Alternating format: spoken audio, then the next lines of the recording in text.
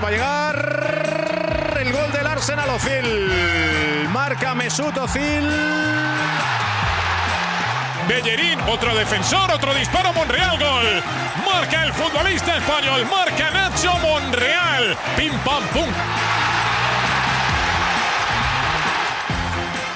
This is Arsecast Extra. Hello and welcome to another Arsecast Extra, as always with James. Hello. I did it. You did it. It threw me, to be honest with you. Yeah. People might not understand this reference, but we did a podcast last week on the Patreon site and someone said, why do you always introduce James from Gunnerblog when Gunnerblog hasn't had a new post for a year and a half? So I said, yeah, I'll just introduce James on Monday and see how it goes. People are probably very confused now already. Yeah, I mean, let us know what you thought of it. I found it unsettling. It was a bit unsettling for me. It felt like there was something missing from our interaction. But anyway, James, goodly morning to you. Goodly morning. Our first goodly morning of the season. We won a game. Hurrah. I know, we won a game. It is a goodly morning. It's nice to have one. Unai Emery's first. I hope he's enjoying it. I'm sure he is. I mean, it wasn't perfect, but it's a win. 3 points, and that's exactly what we needed from the West Ham game. Just an observation from the weekend before we crack on with the football. Last night I watched Avengers Infinity War. Have you seen that? I actually haven't yet, no. Right, I mean, it's quite good fun, a bit too long, but quite good fun, all things considered. But I was watching it and I was disconcerted by Thanos, who's the big baddie in it, right? Right. No, do you know why?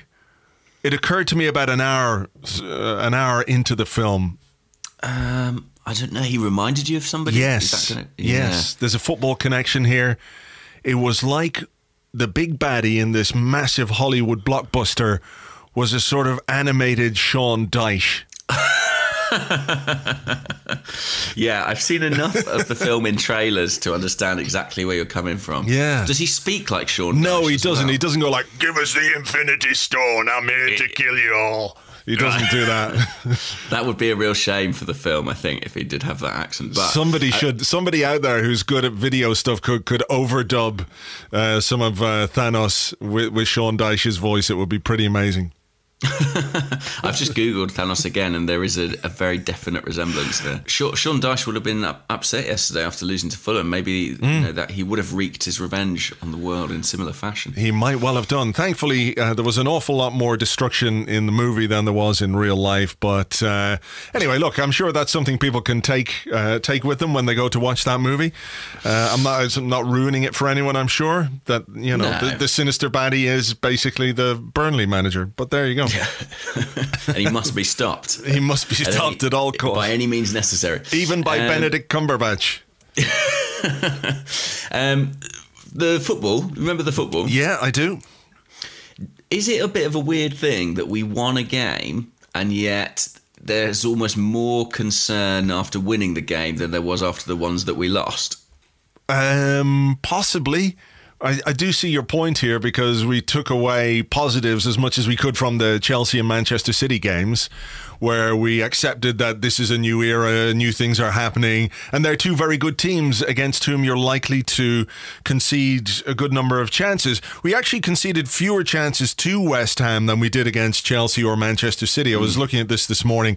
There were 17 shots in the Manchester City game against us, 24 shots against us in the Chelsea game, but only 13 for West Ham compared to our 17. It's the first game in which we've had more shots than the opposition, but certainly West Ham had good chances. I think it's fair to say that the quality of their chances was the bigger issue rather than the quantity.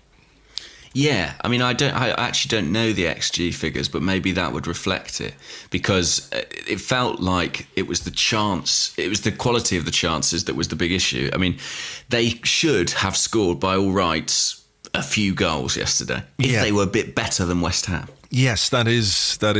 If who was better than West Ham? If West Ham were better than themselves? Yes, if West Ham weren't so West Hammy, we would have been in big trouble. Right, the XG, as it turned out, was Arsenal 1.92, West Ham 1.39.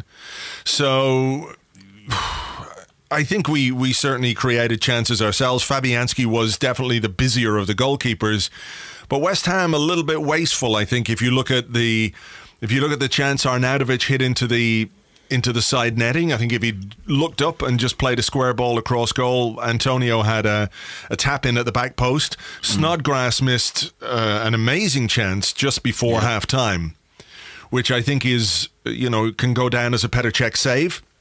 He got down well, but I think in those circumstances, if your player is in there and he's the striker, you would feel much more that it's a miss than a save by the keeper. Certainly, I agree with you there. I mean, I was convinced he was going to score in that instance. There was an opportunity, I think, again for Antonio, might have been in the first half when Mustafi got drawn out of position. He went to press the ball on the halfway line, leaving space for Antonio to run in behind Bellerin, and he took his shot very early. And it was a relatively easy save. But there were real chances for the Hammers in this game, and the fact that they found it so easy to get in behind our back four was a real worry, particularly in the first half. Yeah, I mean, even in the second as well, I remember that chance. It was Lucas Perez, wasn't it, who picks up the ball on the left-hand side of the box and kind of didn't seem to make his mind up, really, between a cross and a shot. Thankfully, because it just skewed wide of the post. But they made chances with ease against us, and I mean, I suppose the theme of our start to the season has been the poor defending, hasn't it? I mean, that's been one of the more consistent traits of the team this year. Yeah, but what I liked, well, I don't really like anything about poor defending, but what I liked was the admission afterwards from Emery, from Aaron Ramsey, from Nacho Monreal, from Sokratis. I don't know if you've seen the quotes from Sokratis that are doing the rounds this morning. He says, we're very offensive. We have to pay attention when we don't have the ball. We were better in the second half, but we still need work. There's some other Sokratis quotes, which I'll touch on in a little bit as well. But just at least as that, it's not a case that the players are looking at the result and going, yeah, we got the win. There is an understanding that we do need to improve from a defensive point of view. And it's hard not to look beyond the fact that it's to do with the style that Emery wants the team to play. He wants them to press high up the pitch, which means players not moving out of position, but there's got to be an organisation to that, a discipline to the way that you press. And if you don't win the ball, you've got to get back quickly and you've got to get back into position quickly. Otherwise, you do get left exposed. I think what's an issue for me is we've got fullbacks that are pushing on. To good effect, I think it's fair to say. Monreal got a goal. Hector Bellerin ended up with 2 assists. Yeah. So the fullbacks are contributing from an attacking point of view. But what we've also got are 2 front-footed central defenders who want to win the ball high up the pitch, who aren't necessarily working in tandem just yet because they haven't built any kind of relationship, and who aren't maybe getting the kind of protection that they need from our midfield. Was that something that you observed in terms of how we are defending and how we're leaving the defence open? I think so. I think the main thing you'd say about the way we're defending is that it's not really coordinated yet. So, we're playing with this high defensive line, and presumably that's partly why Sokratis was the guy we went out and got in the summer, because we knew we wanted to play with this high line, and he's accustomed to that relatively from playing at Dortmund. But it is ragged at the moment. I mean, there's no sense of a real partnership yet developing, I don't think, between Mustafi and Sokratis. The fullbacks seem to be doing their own thing. And when Marko Arnautovic is breaking your offside trap, like he's Thierry Henry, something is wrong. I mean, he's not even a particularly quick striker, and he was getting in behind time after time. But my understanding is that the point of the high line is that it works in conjunction with the press, that effectively the whole team are playing higher up the field. But because that press is not yet properly coordinated, the whole thing is just sort of falling apart, and the back four are looking exposed and out of position. So I hope that it's some sort of a work in progress that will come together in time. I guess a lot of that depends on the capacity of these players to take on these ideas and to begin operating as a unit rather than as individuals. In terms of how we set up, though, the second half, I thought we were a bit better in terms of how we protected the back four, and I think that was true when Lucas Torreira came on. He just kind of naturally has that instinct to sit and to cover space when players go forward, when defenders go forward. He's there. He replaced Guendouzi, which was that telling to you that he was the guy who made way? Maybe. I mean, I was a little bit surprised 1-1. He didn't start in the first instance. Torreira, I thought he would start. I thought Xhaka's place was in real doubt after what had happened at Stamford Bridge and being taken off at half time. And I thought Guendouzi and Torreira might be the partnership in this game. I could see why he made that change. I mean, it was interesting as well. I thought Xhaka looked markedly better once Torreira came onto the pitch. Yeah. He in the first half he hadn't been great, and then suddenly with Torreira next to him, he really began to take control of the game. At least that's how it looked to me. Yeah, I think that's fair. We should talk about the goal, I guess, that we conceded. Yeah. We lost the ball high up the pitch, and there really didn't seem to be an awful lot that the Arsenal players did to try and prevent it. It seemed really easy, didn't it? I mean, I've watched it. Felt that way for much of the afternoon. I mean, particularly for Felipe Anderson, their shiny new Brazilian midfielder. It felt like there were several instances where he kind of just ran about 40 yards through our team, almost unchallenged, and this was one of them. Yeah, so there was something from Sokratis as well where he talked, he picked up a yellow card late in the game. He made a foul, he picked the ball up, he ran away with it, it prevented a West Ham break, and he said, we're experienced players, sometimes we have to be a bit more clever when we don't have the ball. In some situations when we have to make fouls, we make fouls and take a card, then we do not take the counter-attack. I mean, the counter-attack is not inflicted upon us, so there's a cynicism there, and I like that. It's something I've been talking about for a while, that the Arsenal players just don't have that instinct to spoil, and we don't like it when it's done to us, but it's fucking effective when it happens.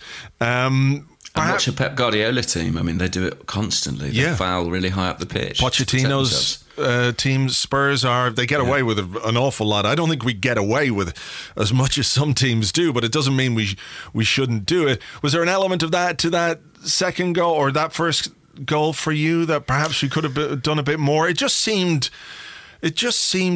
when we lost the ball and when the ball came out to the left-hand side and the guy took off with it, I really did fear the worst, because we never got near him. And the centre halves, Mustafi got nutmegged, it went through the legs of Sokratis, so maybe an element of good luck, but I'm just not sure the defenders did quite enough in that situation to prevent the shot. Yeah, you make a good point there. I think Sokratis is right. We're a team that could do with being a bit more cynical. My only concern, as I mentioned before, was that I just felt like physically we didn't get close enough. We didn't quite have the intensity to live with some of West Ham's running, and that is not something I anticipated going into this game. So, I mean, there's a little bit of cause for worry there. But yeah, I think that any sort of thing we could do to bring the ball under our control earlier, or if that includes making a foul, obviously would be better than them scoring a goal. yeah, for sure. But not a surprise the way the game was going that we ended up behind, and that was a bit of a worry as well. Yeah, and I mean, I wasn't at the ground yesterday, I was watching through a stream, but you could tell that in the atmosphere as well. There was a sort of, I think people maybe had turned up thinking, well, it's West Ham, this is the game where we roll them over and the Emery era gets underway and we sort of play with a real swagger. And that isn't what unfolded at all. And you could see a bit of tension, I think, in the stands and also among the players, because it wasn't going all our way. And this is a West Ham team that hadn't picked up a point heading into the match, and they were certainly giving as good as they got. Yeah. I mean, look, you can't take anything for granted. It's West Ham at home. They've beaten us at home a number of times in the last couple of years. So, I'm not saying it's easy or should have been easy for us to win the game. No game in the Premier League is easy, etc., etc. But I think there was perhaps an expectation that after the opening two games, we might just be a little bit more defensively solid than we were against two better teams than West Ham, it's fair to say. But the defensive issues, the fact that the defensive issues were there against West Ham, That was the concern for me. And we did address it, in fairness. He made a halftime change and he made a change 10 minutes into the second half, more or less. But I suppose the positive part of what we did was the way we created chances. We responded very quickly to the goal. Monreal equalised pretty quickly afterwards. Hector Bellerin getting down the right-hand side, putting in a low cross. Fabianski got a touch. Somebody told me Iwobi got the assist for this goal. I think it does come off him at some point. It skids off his arse. I'm going to go through and just see the actual stat here and see who got the assist. Did he actually get the assist here? I mean, it definitely is deserved for Bellerin, who did really well. And one thing I noticed in this game, it's just something we've seen developing over the past couple of weeks, maybe, is a little bit of a partnership between Bellerin and Mkhitaryan, certainly going forward. No. I mean, it's Mkhitaryan. Sorry, no? I'm just saying no, Iwobi didn't get the assist. Oh. I mean, he very nearly gets himself a goal. I mean, it just skids in between, doesn't it? Him and Aubameyang. I think it comes off Iwobi's back or something like that. Off his arse. It skids off his arse. Right. and then Monreal, I mean, maybe he intended it. Maybe we're not giving enough credit. And then Monreal, I mean, it's a gift for him and it continues his goal-scoring form from last season. But as I say, Mkhitaryan and Bellerin, there's a bit of an understanding developing there, particularly in the final third. Nice little pass down the line from Mkhitaryan. Bellerin gets onto it. And it was the same in the build-up to the third goal as well. So I think that's encouraging. Bellerin feels like a player who hasn't really had much consistency in terms of who's been playing in front of him. I suppose the one concern about it being Mkhitaryan is maybe that he doesn't offer a huge amount defensively. Yeah, true, but it's telling that so much of what we're doing is coming down the right-hand side, involving Bellerin, involving Mkhitaryan, involving that overlap. I mean, if you watch the chances we create against Chelsea, if you watch the chances we create against West Ham, they do seem to be developing something because they're looking at each other. They were caught offside a couple of times, but that sort of moment where they interchange passes and then one zips in behind and they look for the ball for the cut back into the penalty box. It is where we're creating danger. And I know people have issues with Bellerin defensively, but basically he got 2 assists yesterday on Saturday. You know, we don't win the game without those assists. Simple as that. Yeah. And I'm not sure. You know, we can't really say, but I'm not necessarily sure that Lichtsteiner is the guy who's he might make us more defensively solid and he might make the defensive shape a bit more compact, but I'm not sure that he would give us what Bellerin gives us offensively. So it's a balancing act there, isn't it?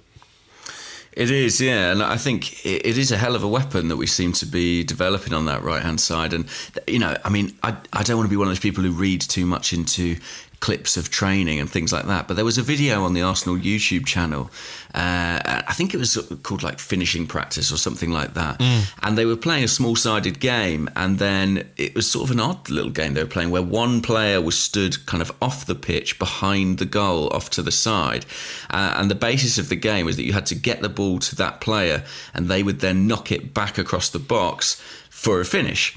And it seems that there is a clear emphasis on these kind of cutback opportunities, you know, the kind of goals we've seen Man City scoring for a couple of years now. And, you know, I actually don't know enough about the XG and the maths of it, but clearly there's an emphasis on that type of chance. And Bellerin is our best opportunity at getting those chances because he's got the speed. And what he seems to be developing now, that he hasn't had for a long time, actually, is that composure in the final third. How many times have you seen Bellerin sky across or whip it across to nobody? He seems to be waiting and he seems to be picking people out more successfully now, even via Iwobi's arse. Yeah, for sure. And I think people need to lay off him a little bit in terms of the criticism of the defensive part of his game, because the defensive part of the team, it's the team that has a problem defensively, I think. You know, I'm not saying that Hector Bellerin can't improve as a defender. Of course he can.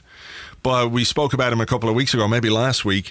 You know, if he's being told to play in a certain way and if he's contributing up the attacking end of the pitch, then we can't really complain too much about the space that's being left behind if it's not being covered by other players who are tasked to do that. His individual defensive duties, his one-on-ones, I think he can be a little bit more decisive in those.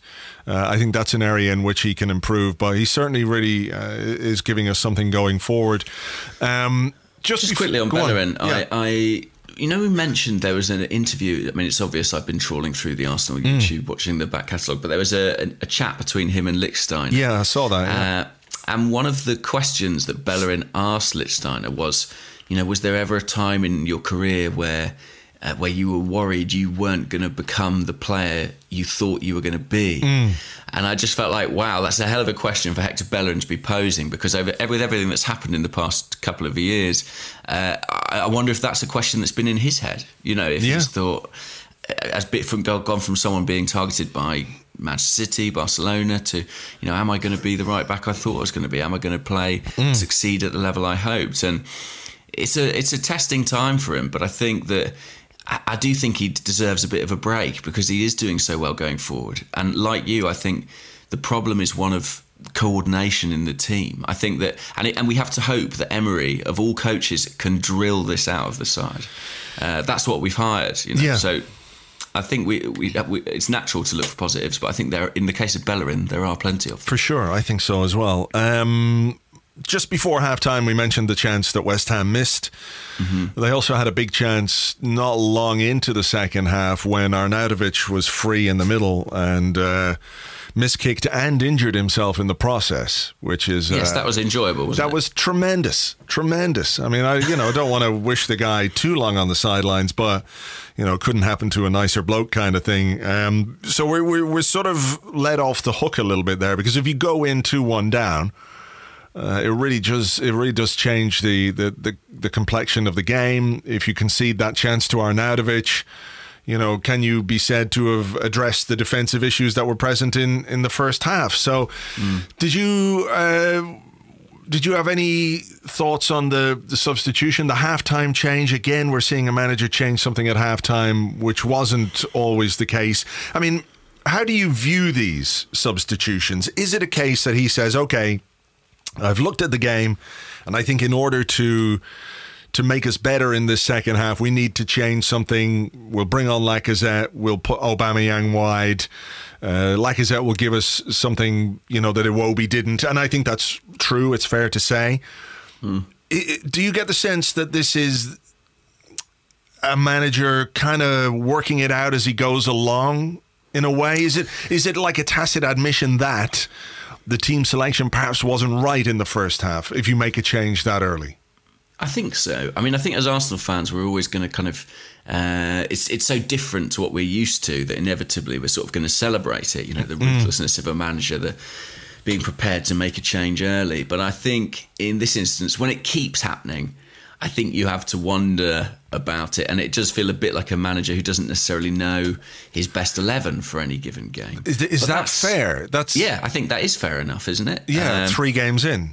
I think if it's January and we're still having to make a change at half time in every game, I think we can be a little bit concerned about that at that stage. But I think at this stage, it's sort of inevitable. And what I do like about it is that he is at least prepared to, if he has got it wrong, almost admit as much and do something to change the game. And I thought bringing Lacazette on, not only did it give us a focal point going forward, but it almost kind of shifted the emphasis of the team away from the defence and gave West Ham more to worry about defensively. Yeah. And that was necessary, really, considering how poorly we were defending at that time. I think he had a positive impact, Lacazette.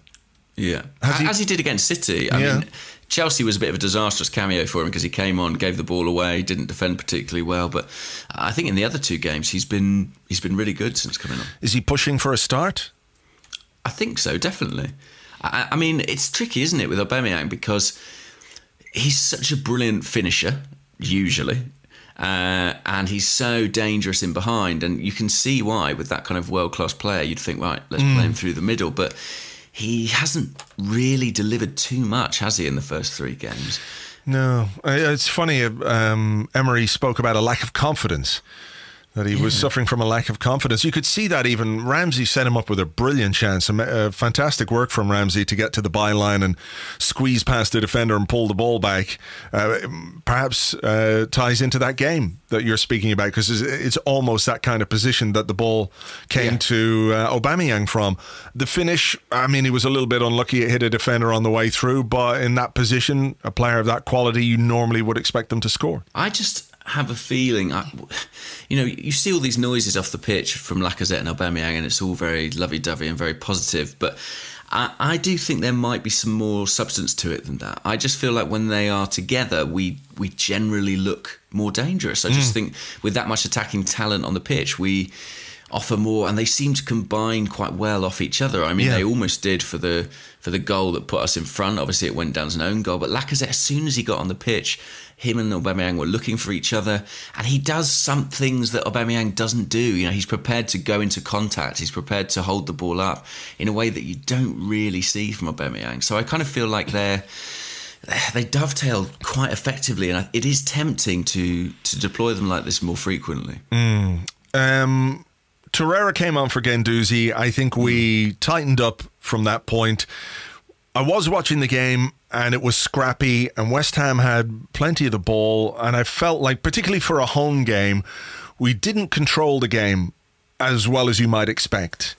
In terms of possession, in terms of territory, I thought we lacked the kind of composure at home that we normally see. Perhaps that was due to West Ham being a bit more up for it. I don't quite know, but I'm interested to see how that progresses over the next number of home games, because however things were under Arsene Wenger, normally at home, when we played a team like West Ham, we dominated possession, we dominated territory, we'd push them back into their half. Of course, we were susceptible on the counter, which was a feature of our defending for years, but I felt a bit like we couldn't get on top of the game. An element of good fortune to the second goal. Lacazette involved, as he had been. You know, he created some moments of danger. I think he forced Fabianski into a good save or two, but then he hooked the ball back. I thought it was Aubameyang, but it came off the defender. Yeah, I think there was definitely fortune involved. I mean, it was Diop, wasn't it? It sort of cannoned in off him. But good hold-up play from Lacazette. A couple of decent headers, one as well. I think it was Monreal and then Ramsey to kind of set up the chance. But, you know, you've got to take your luck where you can get it. I agree, it wasn't a game we ever felt particularly in control of. And at 2-1... You know, 3-1 was the final score, but that goal came in stoppage time, and there were chances for West Ham to get back into this game. I mean, I mentioned that Perez one, but it was nervy, and it didn't feel like we necessarily knew how to close it out. And we had to keep going forward, ultimately, in order to seal the victory. Yeah, I mean, the Perez chance, I don't know what he was thinking there. I was really expecting him to have a go. I think he was trying to find the guy at the back post. Which is perhaps illustrative of why he's at West Ham now and why it didn't work out for him at Arsenal, because that, you know, in that position at 2-1, if you're a striker and the ball comes to you in the box, surely your first thought is to have a go. And I remember just as the game was going into injury time, there was a moment where they, I think, across from their left-hand side, just went straight across our 6-yard box. And there was an element of not panic to our defending, but, you know, we got rid of the ball. We just fucking whacked it upfield, tried to regroup. We saw Sokratis take that yellow card. Fine, absolutely okay with that kind of defending late in the game. You know, you try and halt their momentum in any way you possibly can. I think you've got to do that. And then we get the goal again. Hector Bellerin involved. His cross to Danny Welbeck. Defending not great, allowing Welbeck to turn and finish with his left foot, but it did just make the final 2 minutes or whatever it was a little bit more calm than we were experiencing before that, because it was, as you say, a bit panicky. Yeah, but like you, I'm encouraged by the fact that we didn't see the players come out after the game and say, you know, there you go, job done, we've proven we can do it. There was a realism, wasn't there, about everything you heard from the coach, from the squad. I think more than at any point in the last decade, really, there is a sense that the players and the fans are almost in the same place. They're on the same wavelength. There's a sense that we're at the start of a process. And I think that, you know, points help, but the performances aren't there yet, and everybody is aware of that. But it is the very, very, very start of something. This is the first building block of the Unai Emery era, really. Yeah. And you have to hope that with results comes confidence, and that will improve everything, and as people see tangible reward for the work they've been putting in, maybe that bit more buy-in means the work on the training ground comes to fruition a bit more on the field. Yeah, for sure. Aaron Ramsey spoke after the game, and he what did he say here? I'm just trying to load up the Arsenal website. Come on, you fucker. I'm sure it was thrilling as ever if it was Aaron Ramsey. Yeah. It was ever so thrilling. He said, basically, it was about the way they're being asked to play. What's improving? He says Unai Emery wants us to press really high up the pitch. So that's the biggest thing. And then we're obviously trying to figure it out going forward as well. So that's clearly an issue for the players to come to terms with, this style of play. And training ground will help, but playing games is going to be the way we master this, or don't master it, or have to reassess it a little bit perhaps. So look, it's 3 games, we've got our first win, we've got 3 points on the board. We'll know a little bit more after Cardiff on Sunday, won't we, as to what's going on and how it's going on. I think so. I mean, especially given that that's away from home, and that was such a problem for us last season. It'll be interesting to see, how we fare in that respect. But Cardiff, I don't think have scored a goal, have they, in the Premier League so far? So, they haven't. They've got 2 0-0 draws and a 2-0 defeat. So that is a game, that we should be looking to dominate and win. Right, okay. Here is the £350,000 a week elephant in the room. Yes. Mesut Ozil not in the squad due to illness. There were reports from an ESPN correspondent who said that there was a bust-up in training. He went on to say that the bust-up involved Ozil being told he was on the bench and refusing to sit on the bench. Afterwards, Unai Emery absolutely denied that this was the case. He said that he was sick. He said you can ask the doctors. It's a difficult one, isn't it? Because what else is he going to say, really? Of course. But do we take him at face value here? It's a tricky situation. There's something going on. Whatever we can say about the ins and outs of this particular situation, there is definitely something going on with Mesut Ozil that I don't think he's in particularly a good place right now in his career, and perhaps his... I'm not going to speculate about his mental health or anything like that, but he's not in a good place in his career. He's had a very difficult summer. He retired from the German national team citing racism. Many of his teammates came out and said that there was no racism within the national team or the football federation, which must be hurtful, to hear that from people you thought were your colleagues. It's a difficult time for him, but at the same time, this isn't the first time he's been ill. He either has a real predisposition to picking up colds at unfortunate times, or there's something else going on. You can understand why people are a bit cynical. You can definitely understand why people are cynical. If he does have that predisposition, he is the most illness-prone footballer that we have ever seen in the Premier League. I've never known an Arsenal player to miss as many games through illness. Now, I'm not saying that's impossible, but I am saying that maybe it's unlikely that in every instance he has been that ill that he simply could not play.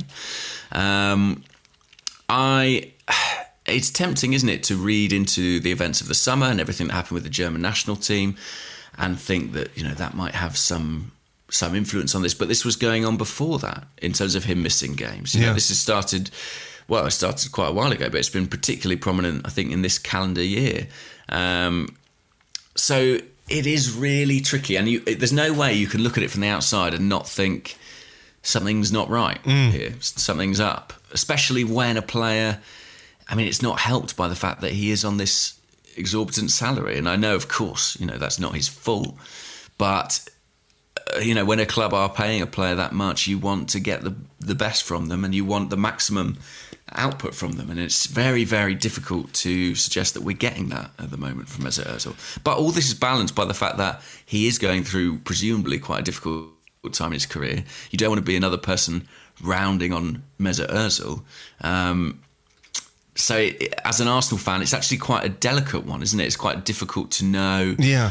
I find it quite difficult to know where to come down on this, because do I think we should be getting more from him, from someone who's our highest paid player in our history? Yes, I absolutely do. Do I think that he is subject to criticism that is at times unfair and too intense? Yes, I absolutely do. So I don't quite know how to call it. And without all the facts in front of us, it's very tricky, isn't it? That is the thing. We don't know exactly what's gone on. It wouldn't be... what's the word I'm looking for? It wouldn't be a surprise to me if there were a bit of an issue behind the scenes. Maybe he was just ill. Maybe he's just got a bad cold, and I hope that's the case. But, with Ozil, every little thing becomes a big thing, or it certainly seems to be that way at the moment, doesn't it? Because if you think back to January, when we signed him, or re-signed him, everyone was pretty happy. I think people said, okay, we've allowed ourselves to be held over a barrel here because Sanchez was leaving. And the idea of both Sanchez and Ozil leaving would have been really bad for the club, I think, in terms of how we were perceived, or the ambition of the club, or our ability to hang on to our best players and our biggest talents, right? So in general, I think people were happy that we were able to hold on to Ozil, but the wage packet that he was able to extract, given the circumstances, was certainly higher than it might have been if we'd agreed to deal with him a year ago. That way. It's sort of reminiscent of when Theo Walcott became our highest paid player. Theo Walcott was in a similar situation. He did almost exactly the same thing as Mesut Ozil. He signed a new deal sometime in January when he could have left that summer on a free transfer. But given that Fabregas had left, Van Persie had left, Nasri had left, Arsenal gave him the biggest pay packet at the club in order to keep him, because there's that perception that if you let all your big players go, you're not attractive anymore as a club to players that you might want to bring in, right? And I think what we have to look at as a bottom line here is that Mesut Ozil is a very, very talented footballer. And I agree with you that we are not getting anywhere near value for money based on what we have given him as a salary from January. We haven't.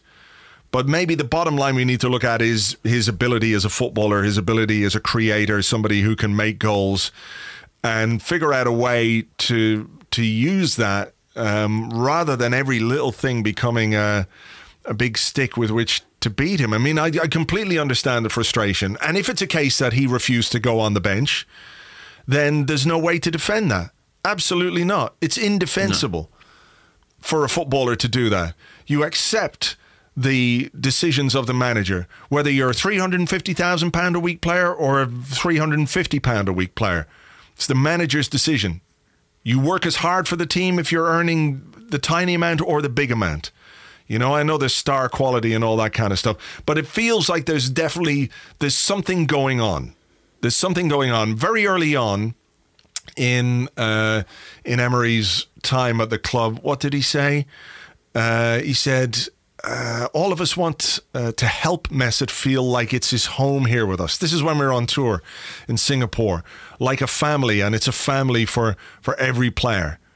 We're going to help him feel good and to show his quality. Before the West Ham game, he said, we're here to help him.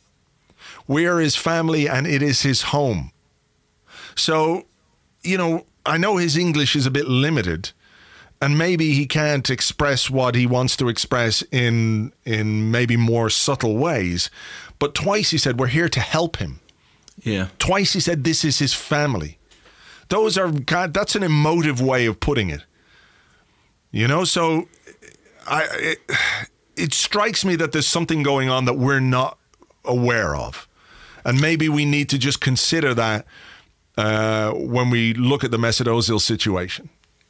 Yeah, I think that's fair, and you're right. It's very emotive language that Emery uses, and I'm sure, despite his limited English, it's deliberate. And I do think that we always knew to an extent that this was coming, this kind of D-Day for Ozil, in terms of, for 4 or 5 years, as long as he's been at Arsenal, Arsene Wenger has never really compromised on Ozil. Arsene Wenger was always determined to build his team around him, to the extent that he eschewed the opportunity to sign somebody like Cesc Fabregas, because he knew that Ozil was going to be the centrepiece of his team.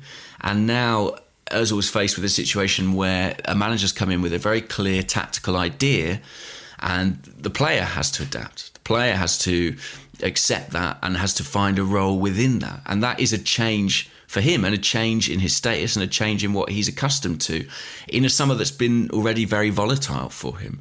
So there is a lot on the table here. And I'm not saying that any of that excuses the possibility of someone refusing to go on the bench. I would never suggest that at all. I think if that happened, of course, that would be completely unacceptable. But this is a period of sort of not growing pains, but this might be a bit of a painful process, mightn't it, of adaptation for club and player alike. And no one has ever been under any illusions, I don't think, that this may or may not work for Ozil. There were always going to be players who accepted Emery's methods and who embraced them and who fitted in, and players who didn't. And he would always have been someone who maybe there was a bit of suspicion he might fall into that latter category. Now, it is incredibly early. But it will be fascinating, won't it, to see when the Cardiff game rolls around. Is this illness dispersed? Is Ozil fit and well again? And if so, is he in the team? Where do you see him in the team? In this team? I mean, is it unreasonable to expect him to do the job, for example, that Aaron Ramsey did? Is that getting the best out of Mesut Ozil? Is that a role that he can fulfill while still being a creative hub for the team? I don't know what you made of Aaron Ramsey's role in this game. I actually thought that it wasn't quite the role he played against Man City, where he was kind of leading from the front all the time. It felt like he was more part of a midfield three. He was closer to Guendouzi and Xhaka, in my estimation. Yeah, I think he was. But he still made 22 passes in the attacking third. Yeah, I mean, don't get me wrong, he definitely got forward the most of that three, and he was involved in the final third. I mean, that is probably the area where you'd say he's got an opportunity to play. I mean, it's that, or it's where Mkhitaryan's playing, isn't it? So it's the kind of number 10 or the sort of number 7, I suppose, the sort of inside forward from the right-hand side. That's it for Ozil. I mean, it's one of those two roles in this. If assuming we stick with the system as it is, which I think we're going to, I don't see us shifting from a back four or anything like that. No, I think that they are his opportunity, and Emery's already used him in both those roles this season. Now the problem is he didn't really perform in either, albeit against strong opposition. But did anybody really perform? Beyond Guendouzi, who had this sort of youthful exuberance in his performances that we all took to because they were honest and hard-working and everything else, you would be hard-pressed to find any Arsenal player in the first two games who performed anywhere near as well as they might have. And yesterday was the kind of game where if Mesut Ozil had played, you would have expected him to have an influence, because it's a home game against so-called lesser opposition, lesser in the sense that they're not as good as Manchester City or Chelsea. Yeah, I was expecting Ozil to play, and I was expecting to see a better Mesut Ozil than we had seen. Simply because of that, really. I thought he'd get more time on the ball. I thought he'd get more space. I thought he'd be more comfortable. And, I don't want to describe him as a flat-track bully, but he doesn't generally turn up in the big games. And it's often these games that he does swing Arsenal's way. And maybe we would have taken more control of this match. I mean, Emery's ultimately wrestling with a battle that I think many of us have seen coming for some time, which is how do you fit Aaron Ramsey and Mesut Ozil into the same Arsenal team? Now, that may not be a long-term problem. No, I mean, it may not, because Ramsey, we all know the issue with his contract. It's a difficult situation for the manager. I feel for him in this one, because he's got one player who won't commit and he's got one player who has committed, but who may not necessarily fit into the way that he wants the team to play. So how does he... Which basket does he put his eggs in? Exactly. You know, it strikes me maybe that if Ramsey isn't going to stay, that the sensible thing to do is to stick with the player who has at least signed a new contract. Whatever you think about his wages or anything like that, surely that's the guy to stay with or to build around. But if he doesn't feel like that player is suitable or willing to do the work, and again, we don't know if it's a case that Mesut Ozil is refusing to play the way that Emery wants him to play. You know, I don't know. I think it's a situation that the coming weeks will tell us much more about than the headlines after this game.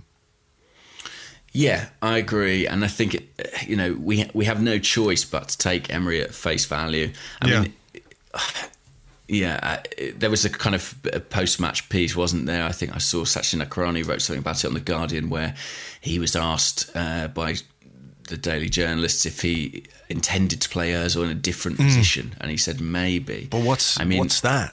I mean, we can't really draw too much from it, can we? It could be anything. Could be on the bench. Could be out wide. Yeah, it's not going to be left back, is it? So no. It is really difficult to know what's going on. Have we heard anything from Ozil? I mean, he's usually quite quick on social media, isn't he, to come out with something. Has he done anything at all yet? Not as far as I know. No. Let me just check his Twitter, but I think I would have seen it if it would have made some noise, surely. Yeah, let's see. No, I mean his last tweet was on August 21st, wishing Eid Mubarak. I hope I said that right to everybody who was celebrating that. Maybe something on his Instagram. I don't know. Look, he doesn't appear to have said anything. So I don't know what to make of it. We're speculating. We can make educated guesses. We can read between the lines. But yeah, it feels like this is a situation that Emery is going to have to get on top of pretty quickly, because otherwise, I'm not going to say it's going to fester or anything like that, but it just could become something that hangs over this season and hangs over the team and the squad, you know? Yeah, because Ozil's a star, and ultimately that's why Arsenal couldn't afford to lose him, because he's a real world star. And, he will be talked about every week, probably more so even than Aaron Ramsey, despite the kind of precarious nature of Ramsey's contract. So this is not something you want hanging over us. I mean, we had that last season with his contract issue then. It'd be a real shame for that to be the case this year. And ultimately, what we want as fans is we want the player we're paying this much money for to be playing regularly. We want to see him playing every week. We don't want to see him missing football for illness or any other reason. And we want to see him playing well. And, I have to believe that a player as talented as that, it is possible. It is possible for him to have a really fantastic season for us. But, it's not happening yet. It's not happening. Look, I think the talent is there. I don't think there's any doubting the talent. It's whether or not he's willing to play the role that Emery wants him to play, or sees that player in that position playing. Yeah, I think there's a strong tactical dimension to this, but I also think there might be, and this is purely speculative, a more emotional dimension to it. I mean, if you take the case of Andrei Arshavin, another kind of mercurial playmaker, and when Russia didn't make it to the World Cup, how crushed he was by that. I mean, arguably he was never quite the same player. And if you look at what's happened to Ozil at international level, set aside all the racism stuff, just look at the fact that Germany went out of the World Cup like they did, and then add all that other sort of social stuff on top of it. As I said, there's a lot on the table. There's a lot in the mix here. It's not particularly surprising that he hasn't started the season like a house on fire. Yeah.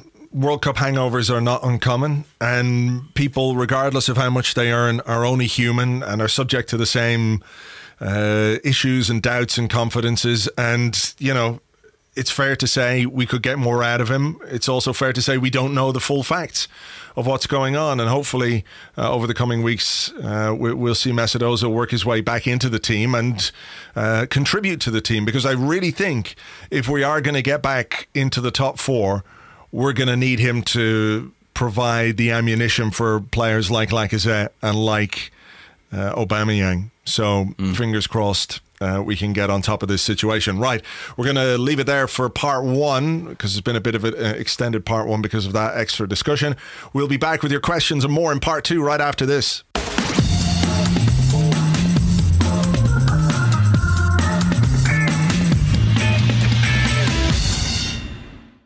Welcome back to the Arsecast Extra. This is part two of the show where we answer the questions you sent to us on Twitter at Gunnerblog and at Arseblog, and also on the Arseblog Facebook page, facebook.com/the Arseblog. We did cover a huge amount in the first part of the show, and a lot of the questions are about the falling or reported falling out between Unai Emery and Mesut Ozil. So that strips us of about 60% of the questions that we were sent today. But Selbridge Gunner, James, he wants to know, he's at Selbridge Gunner, should the central midfielder versus Cardiff be Torreira and AN other? I like this AN other guy. He must be a new signing. I think so. And actually, based on the second half against West Ham, I think it might be time to give Torreira and Xhaka a go. I think, they are the sort of senior pairing. I think Guendouzi's been excellent. I think he's far surpassed expectations. He's shown himself to be a brilliant option. But I just think there was something in that second half where I thought, hang on, Xhaka looks like a better player with Torreira alongside him. Torreira's better at covering for the back four than Xhaka is. I think that might be the way to go. So that would probably be my pick against Cardiff. How about you? Yeah, I'd like to see him. I'd like to see him start. I think you made a point last week, didn't you, about the way that Xhaka was introduced when he arrived. He was slowly introduced to the team, and Torreira, I think we, in our anxiousness to see this shiny new signing, our biggest signing of the summer in terms of the financial outlay, in terms of seeing him on the pitch, we all want to see that. And we're all hoping that he can bring qualities to midfield that we've been missing. But as well as that, let's remember that he came back late from the World Cup. He did arrive back without a pre-season. So a lot of what's going on with him over the last couple of weeks has been his pre-season, essentially. And that's probably why he's not been starting games. This state-of-the-art medical situation setup that we have right now, right, with all the information that's available to the manager. I know he's not the manager, but we keep calling him the manager, and that's, people understand that, I'm sure. It's just force of habit based on many years. But Unai Emery has all this information available to him. The physical readiness of a player. Is he ready to do 90 minutes? Would he be better served coming on for half an hour, 45 minutes, whatever it might be? That's informing his team selections. I wouldn't be surprised, based on the fact that it was Guendouzi who made way, I wouldn't be surprised at all to see Torreira start at Cardiff, and I'm interested to see how he will work with Xhaka, because it's early days and we don't really know, but just looking at the two players, they do feel complementary. Like he could offset some of Xhaka's weaknesses. And Xhaka's strengths in terms of the way he distributes the ball, they're a key part of the way that we play. So if he can cover for Xhaka's defensive lapses or weaknesses, then maybe the two of them will work well together. Yeah, I think so. I think we've waited a long time to see it. I mean, I do think with Torreira, we are a bit hasty sometimes. I mean, even in his limited cameos that he's had, there have been moments where he's dwelt on the ball too long. He's been caught in possession. He's looked a bit like he's playing at Serie A tempo in the Premier League. And I think, that does take time to adjust. And, there's no hurry necessarily. But after, a few weeks bedding in and improving his language skills and getting up to speed with his fitness, I think Cardiff could be the time when he's ready for a start. And I think, I'd be really excited to see that. All right. Your request? This question is from SA, who's at Guna SA 1981, but loads of people have asked it over the past couple of weeks, so I thought I'd have to eventually pose it on the podcast. And SA says, he phrases it thus: given his attacking prowess and attacking beginnings at youth level, should Bellerin be moved forward into a winger role permanently? Yeah, we've had a load of questions about this today. Stuart, who's at Stuart Wilder, says, do you believe Bellerin would make a good right winger? He appears to have a higher ceiling as an attacker than a defender. And also we have one from Johnny from the North Bank Lower, who's at Northbank_Lower. He says, what do you think of the argument for Bellerin to be pushed into a right midfield, right wing position like Bale, push forward, Delph, Young, etc., etc.? I can see why that's attractive to people. I can see why people see that as a possibility, because he does have defensive problems. He really does. But I think a lot of those problems have stemmed from the fact that he has been asked to do an awful lot of work on his own without a great deal of support. That has changed a bit this season, both from an attacking point of view and from a defensive point of view. I can't tell you how many times over the last 2 years I saw Hector Bellerin pick the ball up on the right-hand side and look for someone to combine with and find nobody and then go back inside. Whether it was Theo Walcott was playing there, Aaron Ramsey playing on the right-hand side, Mesut Ozil playing on the right-hand side. You had 3 players who liked to drift infield. And nobody really who stayed out there and worked with him. And we're seeing that a bit with Mkhitaryan now. The Mkhitaryan is a bit more wedded to that right-hand side in terms of giving Bellerin options, both to combine with offensively and to provide cover defensively. I think it's too early to change his position, because I really feel that if we can sort out the defensive part of his game, if we can improve him as a defender, both in terms of his own decision-making and his own defensive performances, as well as providing him with cover that he absolutely needs. When you ask your fullback to play that far forward, he is going to need help and he's going to need cover from his teammates. So times when he looks like he's out of position isn't necessarily entirely his fault, because he's made a bombing run forward and he's got to cross in and maybe they've countered quickly and we don't have anybody covering out there. And people go, where's the right back?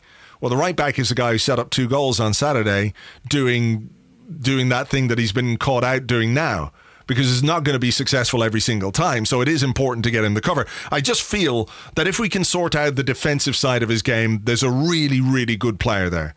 A really good fullback. And really good fullbacks are hard to come by.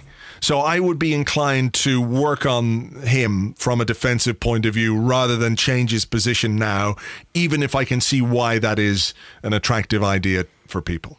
I feel the same about that. And I also feel that when he's getting in behind and when he is looking a threat in the final third, that's because he's running from deeper positions a lot of the time. You know, that's to his advantage. He's got that speed on the overlap. And, you know, I think if you play someone in the final third as a winger, what they're required to do is slightly different. They have to receive the ball in tighter spaces. It's about close control. It's about dribbling, less so than running off the ball, which I think is Bellerin's strength. So I'd keep him as a right back. I think he's got the potential to be a brilliant attacking right back.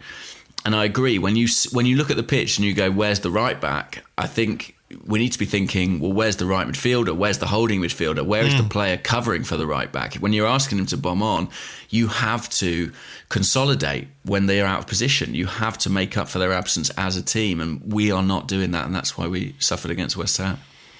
Fair enough. Okay, here is a question from It is Francis Zhu, who's at Francis_Zhu, who says, what do you think our approach for the Europa League would be? Shall we use the same first team to play the group stages to improve their execution of Unai Emery's philosophy, or shall we use a second team just as we did last season? That's quite a good question. I mean, you know, if we're saying they need games to get this kind of coordination in place, then they'll have an opportunity to do that in the Europa League. I don't see that happening. I think I think it will be a kind of second string team, and I think ultimately that is the right decision. You know, we're hoping we're going to play 60 games this season. And I think we have to look forward and think about that. So I think as well that has a real benefit to Emery, even if he's not playing his first 11, because there are probably members of this squad he doesn't know that much about yet. You know, how much football has he seen Rob Holding play? How much football has he seen Danny Welbeck play, you know, at close quarters? So this gives him an opportunity to really discover more about his squad and who might be beneficial to him in the first team. So I think it'll be a rotated side, heavily rotated side. What about you? I think that's probably true, yeah, because as well as that, number one, you need to be able to bring in players who know what to do when we're playing Premier League games. You also want to foster a competitive environment. So you want these players to be able to play in the Europa League and impress. And for that, or for their performances to give them a chance to play in the Premier League as well. So, you know, it's a way of keeping his squad fresh, but it's also a way of ensuring that the players who aren't playing know the way that he wants them to play. Like, he's got to be able to bring in players and for them to understand what their roles are in the team. So match practice will help him do that. And if somebody shines in the Europa League and is pushing for a place in the Premier League, then all well and good. It strikes me that he's a manager who will be more open to doing that than Arsene Wenger was last year, because there seemed to be just a dividing line really between the Europa League side and the Premier League side, particularly in the first group stages, and then even in the first couple of knockout rounds, you know, when we started to take things a bit more seriously after that. But regardless of how anyone was doing in the Europa League, they weren't really pushing for a place in the Premier League side. I think it was all a bit stale. Whereas if players come in and do well and are given a chance based on the way that they're playing, this sort of this idea that your performances and your form is what counts rather than your stature, then that's a positive thing. Yeah, he's come in with no established hierarchy, no favourites really yet. That's all up for grabs, and I think that should make it for an interesting Europa League group stage, because players are playing for their future, really. I mean, think of a guy like Mohamed El Neni. I mean, he really needs to make an impression in those games if he's going to have any part in the squad moving forward. So there's a lot at stake. There's a lot at stake for those guys. Just to let people know, the Europa League draw takes place on Friday. So we'll find out who we will play on Friday, I think around midday. So we'll know by 4:30, thereabouts, when the draw is finished. Okay, because the qualifying's still going on, isn't it? I mean, Burnley are still, I think they're halfway through their ties still. Yeah, Burnley.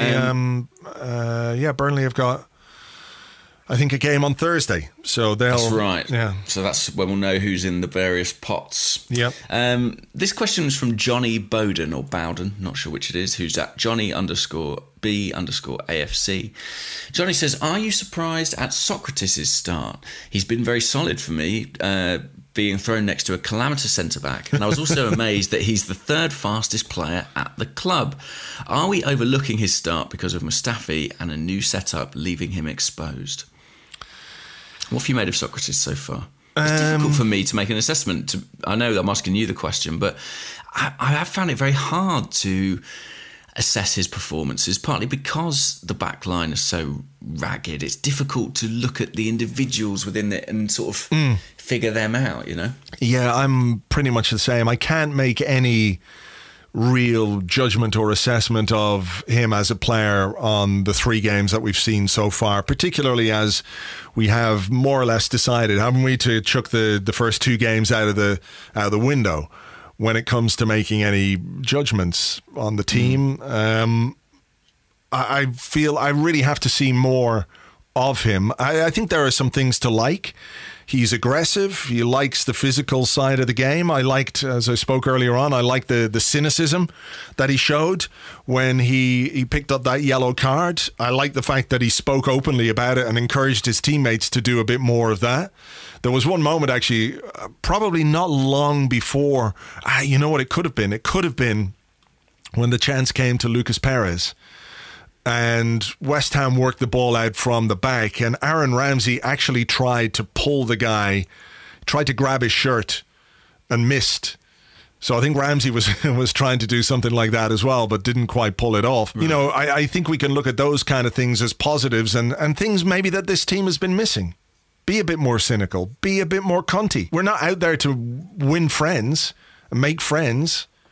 I think we all want the game played in the right spirit, etc., as much as possible. But ask me 100 times if I want my centre half to absolutely cream a guy out of it on the halfway line, or watch that guy go through and score a goal or set up a goal. 100 times I will tell you, take the yellow card on the halfway line. And when I say cream him out of it, I don't mean like injure him. I just mean foul him. Take the ball, take the man, take whatever you have to take to stop the chance. That's what I mean. So I can see that there's some of that in him, and if he can pass that on to some of our other defenders, then all well and good. I'm all for that. Couple of times I've been a little bit worried about him positionally. Both him and Mustafi, I think, have this tendency to try and win the ball high up the pitch. And when you do that, you've got to make sure you don't leave space in behind. And I'm not sure they're on the same wavelength there. There was a moment in the game as well where he went to make a clearance with the wrong foot. Yes. That was a little bit of a worry, just because it's, I don't know, you don't see really top class defenders it's basics, do that. Yeah, you know, basic stuff. So those are a little bit of a worry. But yeah, let's see. Let's just wait and see. We've only had 3 games. We've got to wait and see how he performs over a longer period before we can make a real informed assessment of who he is as a player and how he fits into the team. Yeah, I was watching Mustafi yesterday next to him, and he kind of had some okay moments, Mustafi. You know, he made some decent sort of blocks and clearances and tackles. It struck me that he's a good kind of emergency defender. The problem is that he's often the cause of the emergency. I do wonder what it must be like for Sokratis to be playing alongside him. They basically don't look like a partnership at this point. And I know that's not particularly surprising because they haven't had a lot of time together, but that's what they need to be, particularly if we are going to play this high line. They need to be absolutely on the same wavelength, and that's just not the case yet. So it's difficult to judge at this early stage. He's not done anything disastrously wrong yet, Sokratis, but nor has he come in and sort of steadied the ship, has he? No, you know what, it was interesting. I saw that the Arsenal Twitter account sent out a tweet with some Sokratis stats on it, defensive stats. And it was like, let me just get them up here. 2 interceptions, 3 clearances, blah, blah, whatever it was, 5 ball recoveries. And that's fair enough. But I was looking at the defensive stats over the weekend when I was doing player ratings and that kind of stuff. And Mustafi didn't make any interceptions, 1 block, but made 14 clearances, 10 headed clearances, won 2 out of 3 of his aerial duels. And on the ball, Mustafi was very secure, 90.4%. But there were 2 moments. There was one where Arnautovic was offside. Do you remember the chance where he went through in the first half and he was offside and Mustafi was drawn to the ball? And I'm not sure he really had any choice but to try and go for the ball. But that space, again, left behind, that's an issue for the defensive partnership. You know, we shouldn't really be exposed that quickly. There was another one for the Antonio shot where he went into midfield.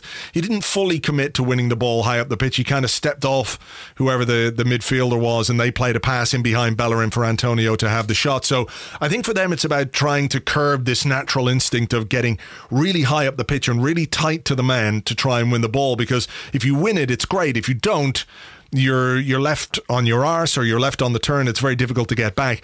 The other point was about Sokratis being the 3rd fastest player at the club. I'm not necessarily sure that's the case, is it? It was a sprint test and we don't really know the context of that sprint test. I would be surprised if Sokratis was the 3rd fastest player at the club, but maybe he's just not quite as slow as people expected. Well, as well, I think it's measuring their max speed, and I think, you know, in football, acceleration is often the key. It's how quickly you can get to that speed. It's how quick you are over 10 yards rather than 40 or 100. You know, but just on the defence, I mean, there are a couple of moments. You know, the thing they do on the TV replay where they show if a player was onside or offside. So at the point the pass is made, they freeze frame, and it just felt like in the game against West Ham, there were several instances where when they did the freeze frame, the 4 defenders were staggered in different positions. You know, there was no coherence of line. Yeah, and that's the big worry for me. It's like if they're going to do something, they at least have to do it as a unit. Yeah. So if Steve Bold, you know, if he ever fancies remembering all that stuff that he learnt in the 80s, it'd be great for him to kind of pass that on at this point. Yeah, I know. I think we all hark back to that solid defensive foursome that we had and the synchronicity with which they worked.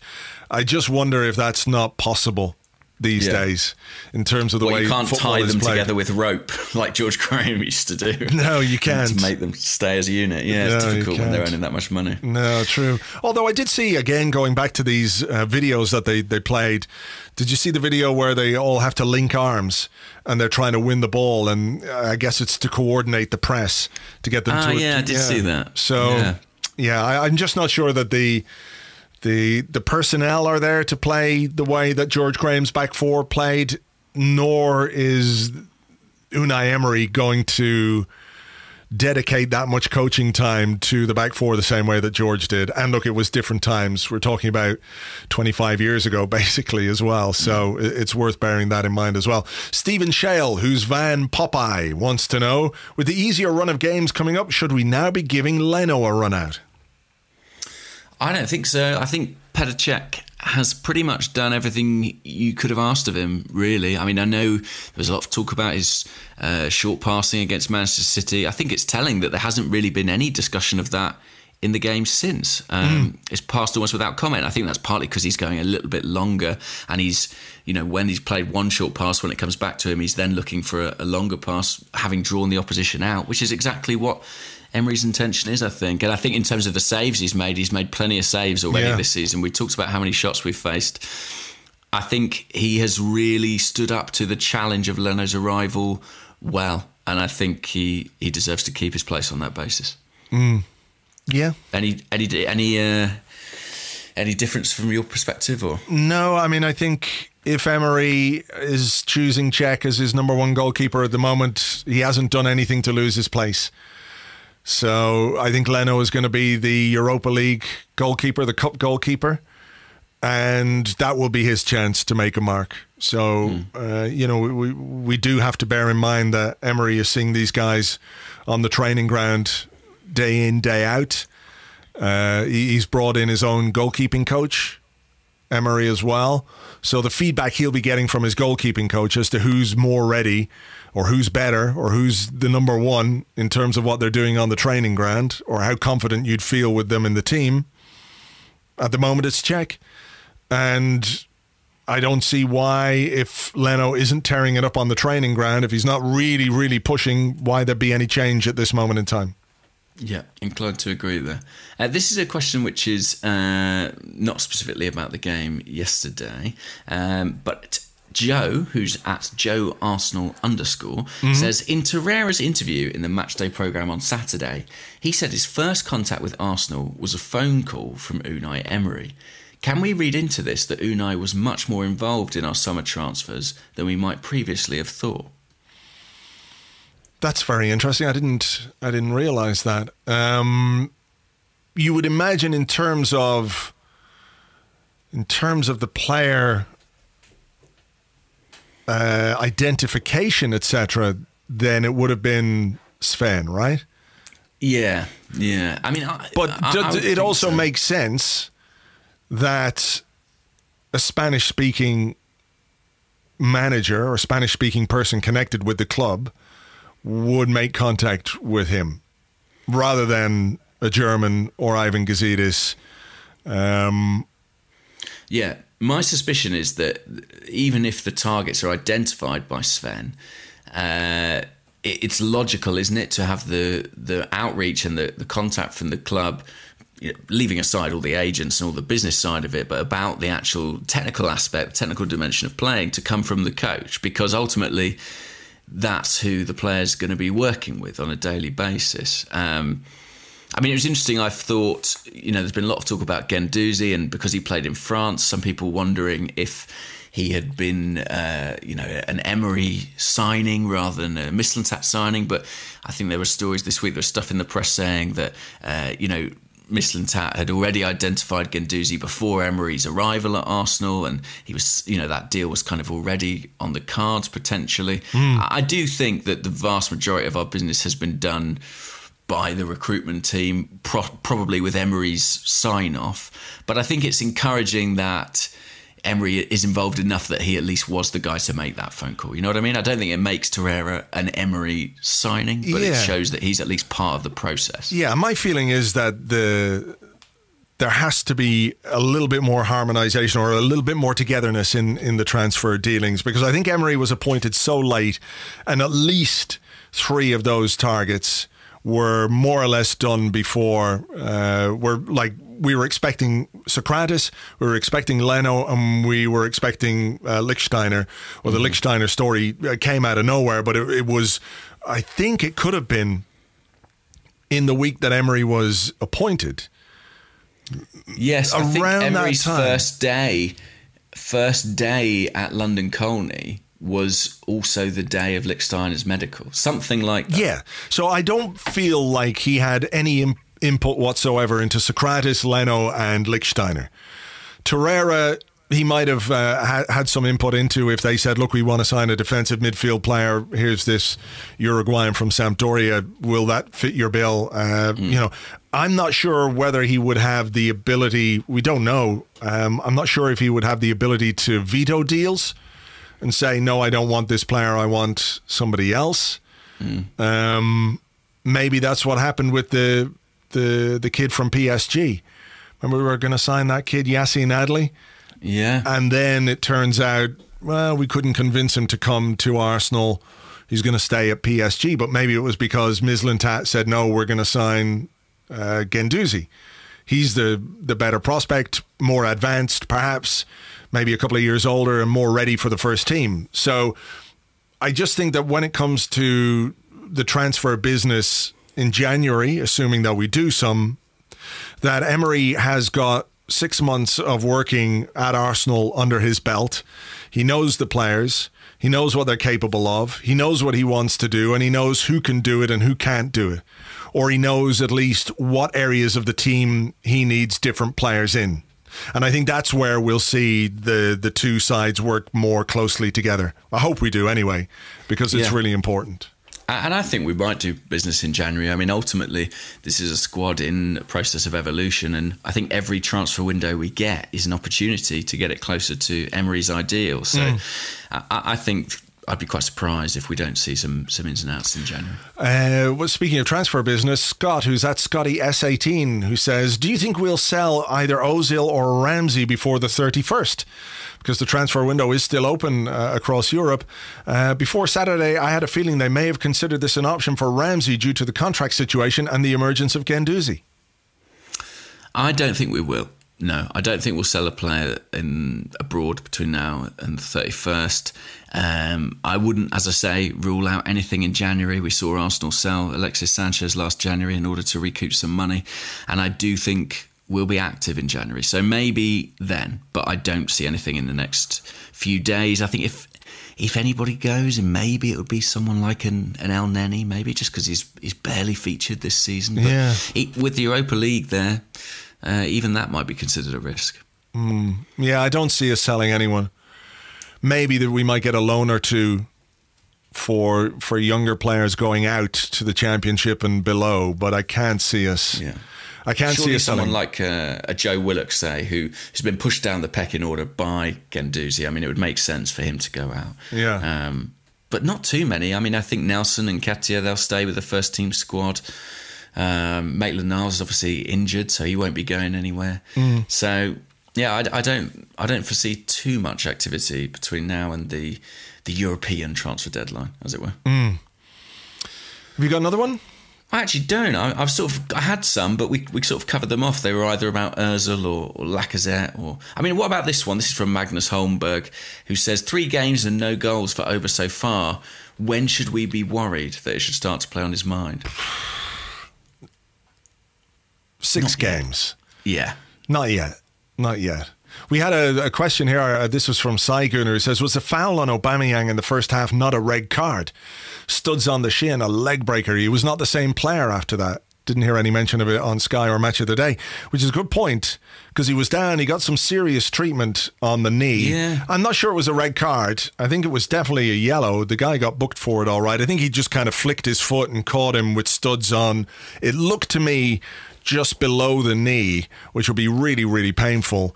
And maybe it did have an impact on him, and maybe that's why he came off, because he did have a kick. But yeah, look, give him a few more games. He's got an incredible goal-scoring record, and the goals will come for him for sure, no question.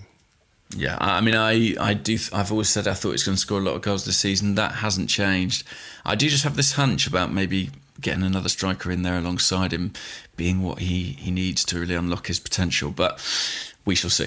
Okay, I've got a very quick final one from Sandeep Nag on Facebook, who says, do you think Unai Emery should continue speaking English in the press conferences? It's so annoying listening to a press conference as he's unable to convey his message properly.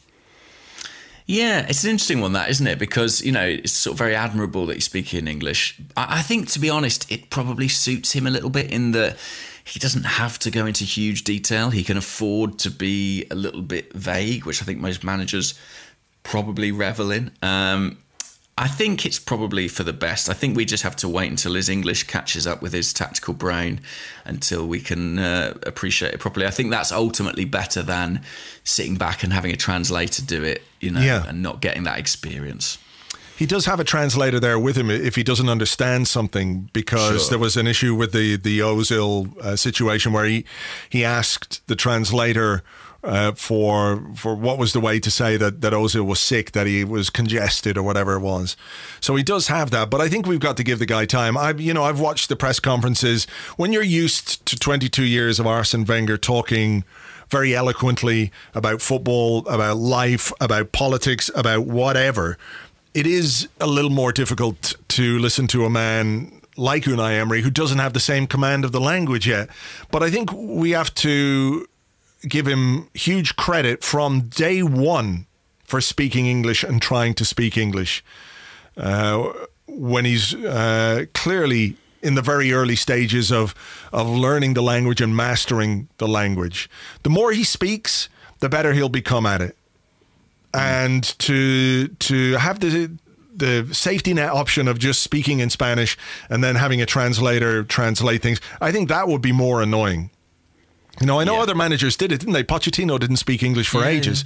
Some people won't speak publicly until they feel properly comfortable in doing so. Emery is like his football team, learning on the job.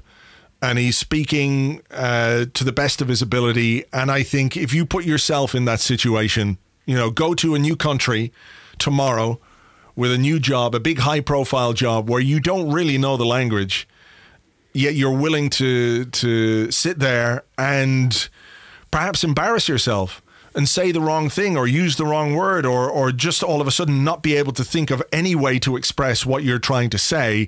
That's really, really tough. And I don't think it's something we should criticize him for. I think it's something he needs to be commended for. And I think obviously over time his English will improve and he'll become easier to listen to is the wrong way of putting it, but he'll be able to express himself more fully. And I think we'll appreciate that because he's tried so hard in these opening months.